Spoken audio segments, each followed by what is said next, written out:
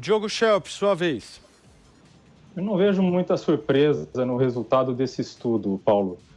Mesmo sem precisar comparar com outros países, e há diversas limitações para essas comparações, o tamanho da população, por exemplo, o quanto as populações estão concentradas em grandes centros urbanos e assim por diante, né?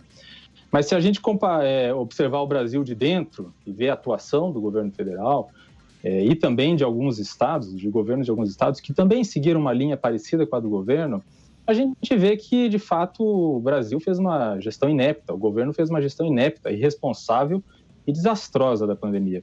Para cada declaração do presidente minimizando a gravidade da pandemia, dizendo que o isolamento social não funciona, ou colocando em dúvida a importância da vacina, há ações concretas do governo que foram na direção contrária do que era necessário para reduzir o impacto do novo coronavírus.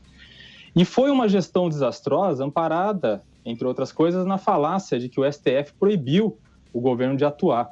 Mesmo que Bolsonaro não tenha entendido a decisão do STF, não faltaram ocasiões em que os ministros do Supremo foram bem didáticos ao explicar a decisão que não isentava o governo de agir contra a pandemia. O que estava em disputa naquele momento era o seguinte: os estados e municípios queriam implementar medidas de isolamento social, né?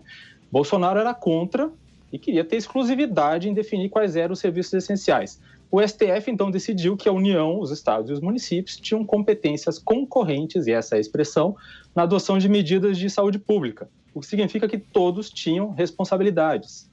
Então, a falácia da decisão do STF foi usada pelo governo até para justificar a negligência, por exemplo, com a situação da falta de oxigênio em Manaus, que matou pacientes de Covid-19 por asfixia. Como se a decisão do STF de abril passado impedisse o governo de fornecer insumos médicos ao Estado, que é mentira, a decisão não trata disso, né?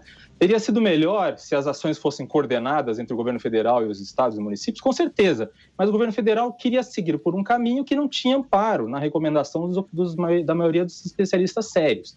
A posição do governo, Paulo, era amparada em conselhos de cientistas, entre aspas, personagens como o deputado Osmar Terra, que dizia que a pandemia ia matar cerca de 2 mil brasileiros, no máximo.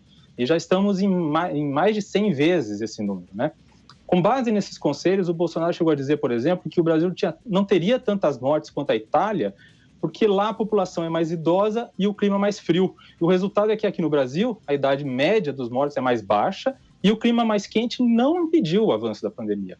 Então, o que aconteceu foi que o Bolsonaro não quis escutar o contraditório e se cercou de puxa-sacos, bem ao estilo de governantes de pendor autoritário. Teve prefeitos e governadores que seguiram na mesma linha.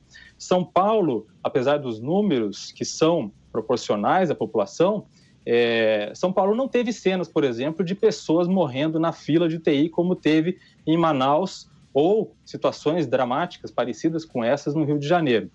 Então é o seguinte: um mau líder, seja na iniciativa privada, seja no governo, é aquele que só escuta pessoas que dizem que ele quer ouvir. O resultado é isso que a gente está vendo.